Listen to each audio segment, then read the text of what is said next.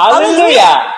I'm Ivan Parigal Clarin, And I am Luis Muzain Martres, and we're here for the special episode of the NASCAR interviews. wherein we are going to interview a special someone.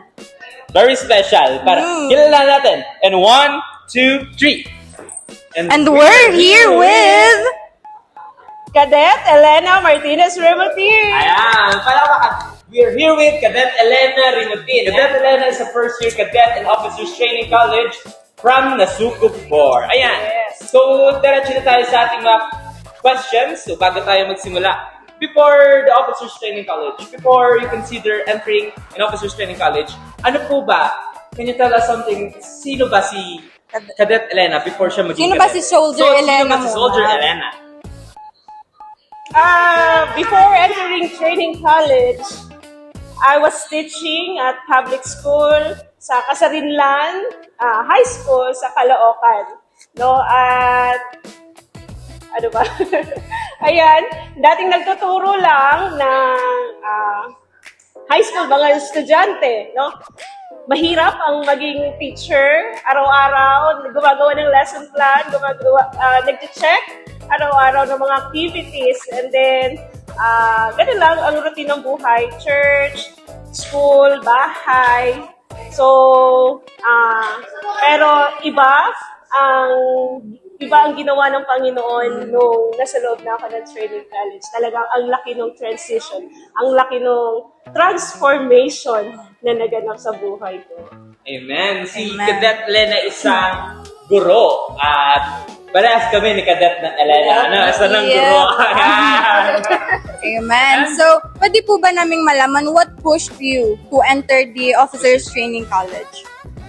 Una-una nakita ko yung pangangailangan sa gawain ng Panginoon dahil sa ngayon, napaka-konti ng workers, no, lalo na sa Salvation Army. So, at napakalaki ng harvest field ng ating Panginoon. So, nakita ko yung pangangailangan ng tao na marinig ang salita ng Diyos. So, at nagkaroon ako ng burden sa puso na kailangan ko na kumilos, kailangan natin gumalaw para sa advancement ng kaharian ng ating Panginoon. Amen. So sabi nga, the harvests are plenty, but the workers are few. Kaya isa si Cadet Elena sa mga matatapang na sumagot sa pagtawag ng ating Panginoon. And Ano naman po yung mga challenges na nararanasan niyo sa loob ng training college? Challenges, unang-una, yung time management.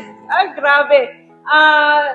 Nung wala pang sa OTC, hawak ko yung oras ko. Siyempre, medyo late na gumising, tapos work lang, ganon. Pero nung nasalap ako ng OTC, grabe yung pagbabago sa time management namin. Early in the morning, 5:25 in the morning, wake up call namin. And then, exercise of course. Tapos, sa loob ng OTC, kailangan namin, syempre, yung mga house duties kailangan namin gawin.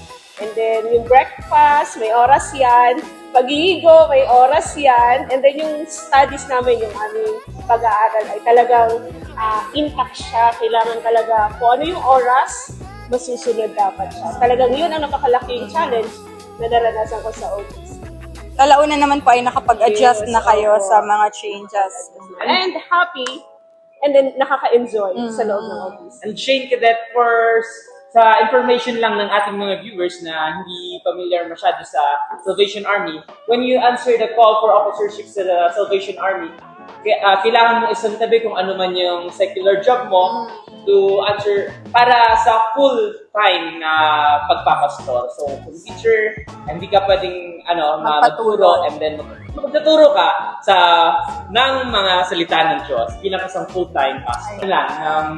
Bilang final question natin, ang final interview, ano po ang gusto nyong iwanan na mensahe or encouragement o motivational message para sa mga kabataan na gusto o May calling na para sa officership o naisip na pumasok sa Officers Training College?